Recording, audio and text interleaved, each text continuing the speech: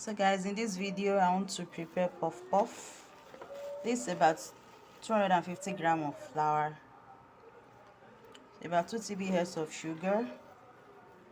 So I'm going to be preparing spicy and non-spicy puff puff. You add your nutmeg. Nutmeg is very important. It gives it a very fine taste. Then a little bit of salt, a half teaspoon of milk. This is quite optional.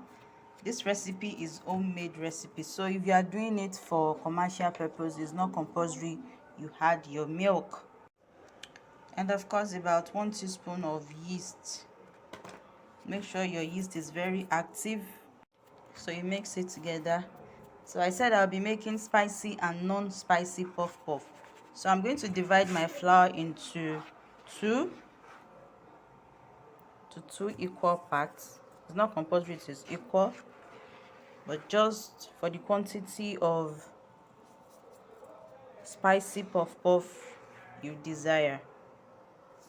So very good, this is okay. So after dividing your flour, you mix with warm water, not hot water. If you mix with a hot water, it will kill the yeast. So you mix with warm water, and you have to add your water little by little so that it does not get too watery.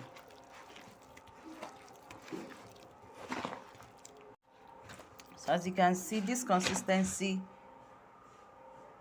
is okay for puff puff. So the difference between puff puff and donuts is that you do not add butter in puff puff.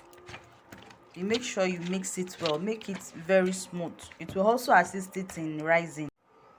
So after mixing, you neaten your bowl and cover it up and allow it rise for about 30 minutes. So I'm going to be covering mine up with a nylon so that it can rise well. For the spicy puff puff, here is a chopped pepper. This is chopped habanero pepper. You can also use chili pepper. I'll just pour it in just little quantity. Then I mix. Forget your warm water. You can also add egg to your puff puff, yes, especially if it is for homemade. If it's for home consumption, so you can see the consistency for the spicy puff puff. So if you are a beginner, it is advisable that you make your batter thick so that you'll be able to scoop it into your oil easily. You can see this is not as watery as the first one, so this is how we are going to leave it. We are going to allow it to rise for 30 minutes also. So here is the puff puff batter. You can see after allowing it to rest for like 30 to 50 minutes, you can see that it has risen, so it is ready to fry. So it is time to fry. So I'm going to scoop it. So this is the reason why I said you should not allow your batter to be too watery. So my oil is hot enough, so I'm going to, you see,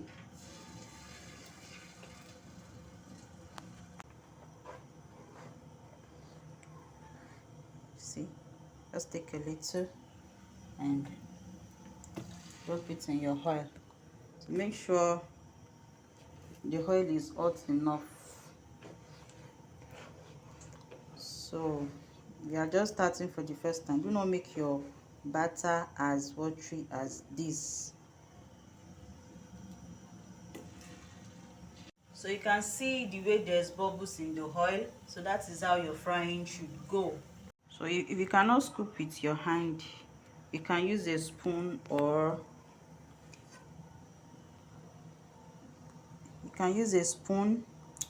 a scoop spoon, yes, in case you cannot do it with your hand. So this is the spicy puff puff batter. You can see that it is not as watery as the first one. So you can see, so you can easily control the size of the puff puff because it is not too watery. You can see a beautiful circle. Then you just drop it simply like this, so you get your circle easily.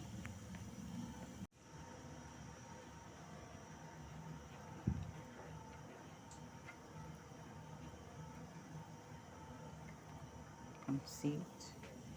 You just drop. So our yummy puff puff is ready. You can see the spicy one with the habanero pepper inside, and this is the non-spicy one. This is fluffy and tasty.